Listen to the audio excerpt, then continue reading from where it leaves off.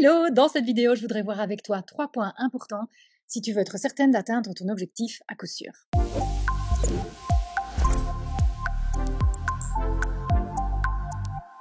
Alors le premier point important, c'est d'abord de délimiter ton objectif. Ça peut sembler évident comme ça, mais on a tendance à bypasser cette étape.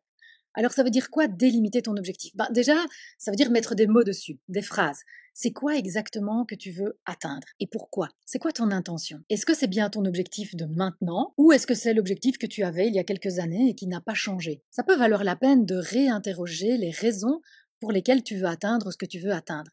C'est important aussi d'identifier si ça répond à un besoin, une stratégie, une valeur. Pourquoi? Bien parce que les façons d'atteindre cet objectif ne seront pas les mêmes en fonction de ce que ça représente pour toi. Et puis, je t'invite aussi à identifier quels pourraient être les obstacles à cet objectif. Quelles sont toutes les pensées que tu entretiens autour de cet objectif.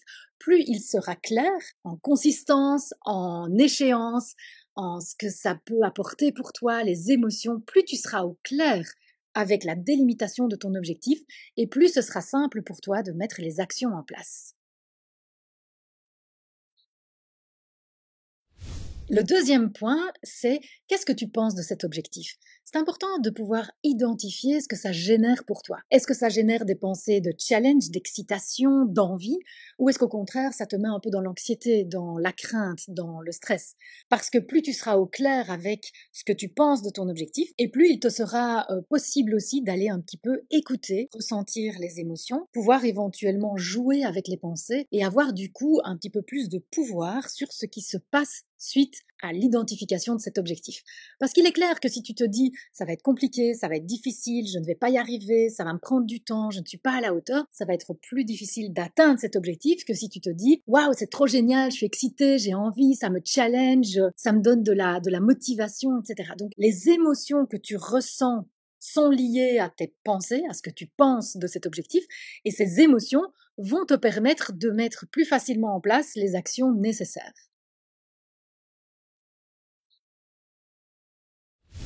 Alors le troisième point qui est un peu lié au deuxième, c'est l'utilisation du modèle de Brooke. Donc le modèle de Brooke, c'est un concept qui te permet d'analyser ce qui se passe dans ta vie et d'obtenir justement ce que tu désires et qui est divisé en 5 étapes. Les circonstances, les pensées, les émotions, les actions et les résultats. Il y a 2 façons d'utiliser le modèle de Brooke pour atteindre ton objectif. En tout cas, celle que moi j'utilise. Il y en a peut-être d'autres, mais ici je te partage ce que moi j'utilise. La première, c'est d'utiliser l'objectif comme circonstance. Je veux atteindre une promotion, je veux obtenir une promotion. Quelles sont mes pensées à ce sujet? Quelles sont les émotions qui sont générées par mes pensées? Quelles sont les actions que je mets en place? Et du coup, quel est mon résultat? Je veux obtenir une promotion. Peut-être que je me dis, ouais, chouette, ça me met trop en joie, je me réjouis, je sais déjà ce que je vais faire avec cette promotion, etc. L'émotion, c'est la joie, la confiance, le bien-être, l'excitation. Les actions, ça va peut-être être de demander une promotion, de prouver que j'ai droit à cette promotion, d'être stratégique et de mettre en place ce qu'il faut pour que j'obtienne cette promotion. Et le résultat sera probablement à court, moyen ou long terme que je vais obtenir cette promotion. Maintenant, si je me dis par rapport à cet objectif, oulala, ça va être complexe, on est en période de crise et puis j'en ai déjà une il n'y a pas si longtemps que ça et puis ma collègue, elle est peut-être un peu plus efficace que moi, peut-être que ça va me mettre dans le découragement, le doute, l'inquiétude, le stress, le manque de confiance. Il y a de fortes chances que ça ne me pousse pas à mettre en place les actions nécessaires pour avoir cette promotion. Et donc le résultat, c'est probablement que je n'aurai pas de promotion. Donc ça peut être intéressant d'utiliser le modèle de cette façon pour identifier ce qui peut m'aider ou au contraire m'empêcher d'atteindre l'objectif que je veux. Autre chose, je mets l'objectif dans le résultat. J'obtiens une promotion. Ok, qu'est-ce que je dois mettre en place pour obtenir cette promotion? Qu'est-ce que je dois ressentir comme émotion pour mettre ces actions en place et obtenir cette promotion? Qu'est-ce que je dois penser pour ressentir cette émotion, pour mettre en place cette action, pour atteindre ce résultat? Donc comme tu le vois, tu peux utiliser le modèle de Brooke dans cette situation-ci de 2 façons différentes et ça va te permettre un cheminement différent pour atteindre justement ton résultat.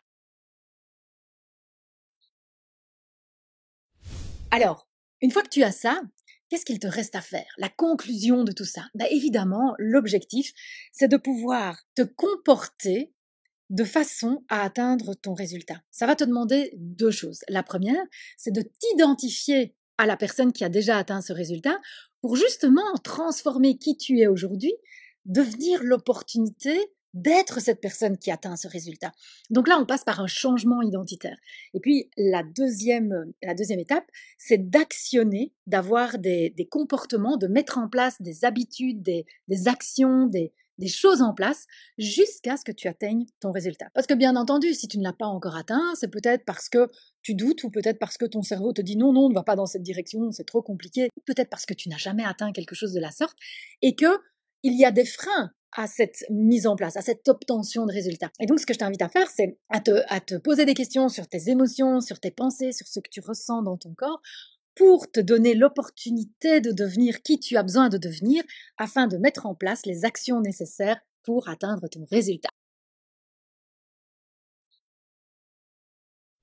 Alors, j'espère que ça te donne des pistes, j'espère que ça t'ouvre des portes pour plus facilement atteindre tes résultats. Si tu as envie d'être accompagné pour ça, sache que c'est un thème entier dans notre accompagnement Love Yourself. Love Yourself, c'est pour toutes les femmes qui veulent se réaligner et atteindre ce qu'elles veulent, atteindre ce qu'elles désirent. Donc, si tu as besoin d'aller plus loin, je te retrouve plutôt dans Love Yourself. Et puis moi, je te dis à très bientôt. Salut!